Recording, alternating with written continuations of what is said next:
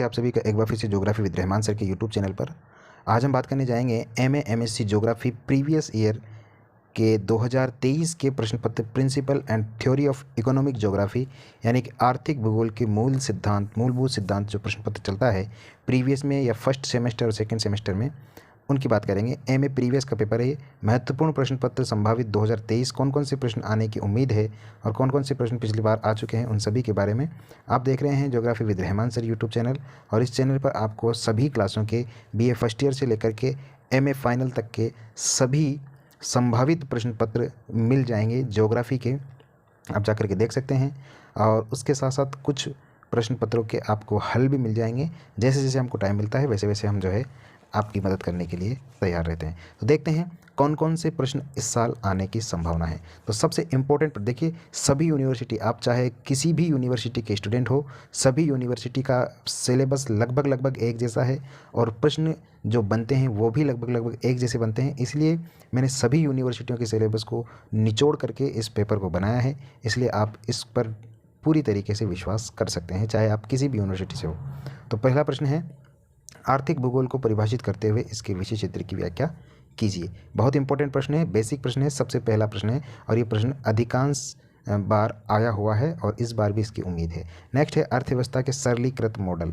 अर्थव्यवस्था के सरलीकृत मॉडल की व्याख्या कीजिए। सरलीकृत मॉडल में M1, M2, M3 आपने पढ़ा होगा, E1, E2, E3, E4 ये चारों आपने पढ़ा होगा। इन सभी के बारे में आपको व्याख्या करनी है।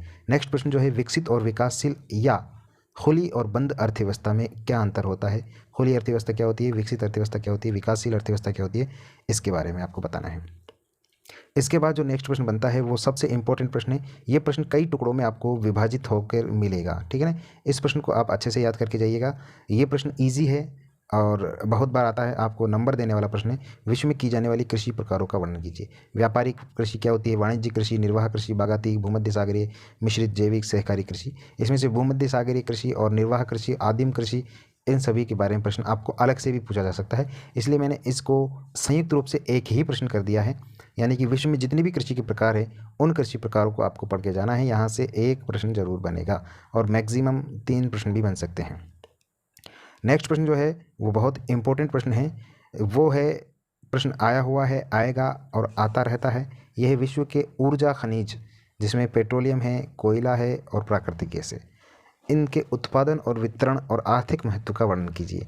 विश्व में इनका कहाँ कहाँ वितरण होता है, कहाँ कहाँ इनका उत्पादन किया जाता है और इनका आर्थिक महत्व क्या है, इसके बारे में आपको जो है लिखना है, विस्तृत वर्णन लिखना है। बहुत इंपॉर्टेंट प्रश्न है, हो सके तो आप इसमें मैपिंग भी कर सकते हैं, मैप बना सकते हैं। अगला प्रश्न है, औद्योगिक उत्पादन और औद्योगिक स्थानीयकरण के प्रभावित करने वाले कारकों की व्याख्या कीजिए। ये प्रश्न आप कक्षा 12 से पढ़ते हुए आ रहे हैं, बहुत ही बेसिक प्रश्न है। इसमें भी आपको वही सब कारक लिखने हैं, जैसे बाजार है, पूंजी है, परिवहन के साधन है, कच्चा माल है और श्रमिक है। ये सारी चीज़ें औद्योगिक उत्पादन और स्थानीयकरण को प्रभावित करती है। नेक्स्ट प्रश्न है, औद्योगिक अवस्थिति सिद्धांत, अल्फ्रेड वेबर। इसको आप अच्छे से रट लीजिए, यूजीसी नेट के एग्जाम में भी पूछे जाते हैं यहाँ से प्रश्न। और अगस्टा लॉस और एम हुअर, इन तीनों के सिद्धांतों को आप पढ़ के जाइए। अल्फ्रेड वेबर का मोस्ट इंपॉर्टेंट है, इसको तो आप ज़रूर पढ़ के जाइए, ठीक है। अल्फ्रेड वेबर का न्यूनतम परिवहन सिद्धांत जो है वो आपको पढ़ के जाना है। नेक्स्ट प्रश्न है, सूती वस्त्र उद्योगों के स्थानीयकरण के कारकों को समझाते हुए विश्व वितरण की व्याख्या कीजिए। सूती वस्त्र उद्योग कहाँ कहाँ पाए जाते हैं, क्यों क्यों पाए जाते हैं, उसका रीज़न क्या है, उन सभी के बारे में आपको बताना है। नेक्स्ट प्रश्न है, बहुत इंपॉर्टेंट प्रश्न है, यूजीसी नेट के एग्जाम में प्रश्न आता है इसका। वान थ्यूनेन के कृषि अवस्थिति सिद्धांत का आलोचनात्मक अध्ययन कीजिए। कृषि अवस्थिति सिद्धांत आप अपने सिलेबस में देख लीजिए, ये है कि नहीं है। कुछ यूनिवर्सिटी में है, कुछ में नहीं है। अगर नहीं है तो आप इसको छोड़ सकते हैं, है तो ये बहुत इंपॉर्टेंट प्रश्न बनता है, ठीक है।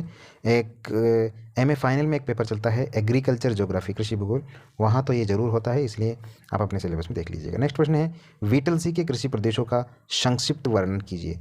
वीटल सी के कृषि प्रदेश बहुत इंपॉर्टेंट है। वीटल सी ने विश्व को 13 कृषि प्रदेशों में बांटा है और उन सभी कृषि प्रदेशों को क्षेत्रों के आधार पर उन्होंने वर्गीकृत किया है, विश्व का वितरण दिया है। उन सभी के बारे में आपको यहाँ पर बात बतानी है। नेक्स्ट है, बहुत इंपॉर्टेंट प्रश्न है ये, आधुनिक अर्थव्यवस्था पर पर्यावरण के प्रभाव। ये प्रश्न आपको आएगा जरूर, ठीक है। ये प्रश्न जरूर आएगा, आधुनिक अर्थव्यवस्था जो है ये पर्यावरण पर क्या प्रभाव डालती है, इसका पर्यावरण पर क्या प्रभाव पड़ता है, इसके बारे में आपको विस्तृत लेख लिखना है। और ये प्रश्न तो आपको करके ही आना है। भारत के आर्थिक प्रदेश, इसमें आप मैप भी बना के आइएगा।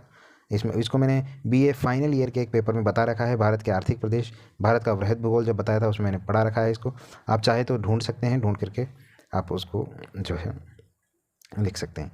नेक्स्ट प्रश्न, निर्णयन प्रक्रिया को प्रभावित करने वाले कारकों की व्याख्या कीजिए। निर्णयन प्रक्रिया क्या होती है, इसको पहले परिभाषित करना है। परिभाषित करने के बाद इसकी प्रभावित करने वाले कारक, इसके कुछ सिद्धांत भी है, उनको भी आप पढ़ के जा सकते हैं। आर्थिक प्रदेश की संकल्पना को और उसके निर्माण और प्रकार को बताइए। आर्थिक प्रदेश की संकल्पना क्या है, इसके निर्माण और उसके प्रकार को आप बताना है। उत्पादन लागत की स्थानिक विभिन्नताओं, श्रम, पूंजी, तकनीकी ज्ञान, परिवहन के महत्व को समझाइए। ये प्रश्न बार बार आ रहा है, इस प्रश्न को आप जरूर पढ़ के जाइए। नेक्स्ट, बचे कुछ जो डाउट में जो लग रहा था उस प्रश्न को मैंने दे दिया है। विश्व में कागज लुगदी उद्योग, क्रिस्टल का केंद्रीय स्थल सिद्धांत इंपॉर्टेंट है। नियोजन प्रदेश भारत के और लौह इस्पात उद्योगों का विश्व में वितरण। ये आपके आर्थिक भूगोल का पेपर है। उम्मीद है इस पेपर में से आपके जो 5 या 6 या 7 प्रश्न आपको जो करने होते हैं यूनिवर्सिटी के एग्जाम में, यहाँ से मिल जाएंगे। मैंने ये 17 से 18 प्रश्न आपको दिए हुए हैं, इनमें से आपको प्रश्न जरूर मिल जाएंगे।